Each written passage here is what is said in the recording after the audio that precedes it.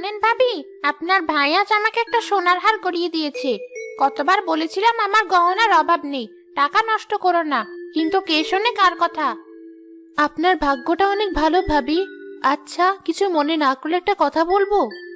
কি কথা বলবেন? তাড়াতাড়ি বলুন, বাড়ির কাছাকাছি চলে এসেছি। আমাদের চাল শেষ হয়ে গিয়েছে, কিছু চাল ধার দিবেন? উনি কাজ শেষ করে বাড়ি ফেরার পথে চাল নিয়ে আসবে, তখন আমি আপনাকে দিয়ে দিব। এখন যদি চাল দেই তাহলে কবে ফেরত দিবে কে জানে।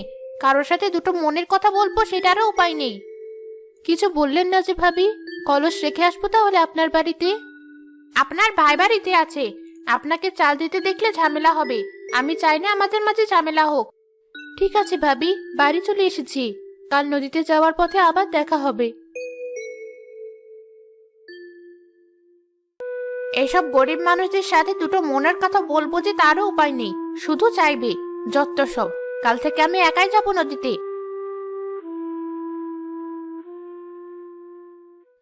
আজ পানটাও শেষ হয়ে গেল, এবার কি খাবো?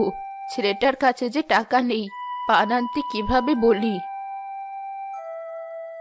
তুমি চিন্তা করো না দাদি, আমি তোমার জন্য পান নিয়ে এসেছি। এই নাও তোমার পান। এতগুলো পান কেনার টাকা তুই কোথায় পেলি দিদি ভাই? কোথায় আর পাবো, মনিরুল চাচার পানির বরজ পরিষ্কার করে দিয়েছি, পান তুলে দিয়েছি, এজন্য সে আমাকে পানগুলো দিয়েছে। আমার লক্ষ্মী দিদি ভাই, তোর গায়ে মাটি লেগে আছে, তাড়াতাড়ি মাটিগুলো ধুয়ে আয়। ঠিক আছে দাদি। মা, আমার খুব খিদে পেয়েছে, তুমি খাবারের ব্যবস্থা করো। বাড়িতে চাল ফুরিয়েছে, রান্না করতে পারিনি, তোকে কি খেতে দেই?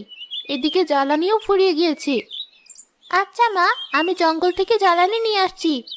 তোকে একা জঙ্গলে যেতে হবে না মা, আমি রেহানা ভাবির বাড়িতে কাজ করতে যাচ্ছি, এসে দুজনে একসাথে যাব।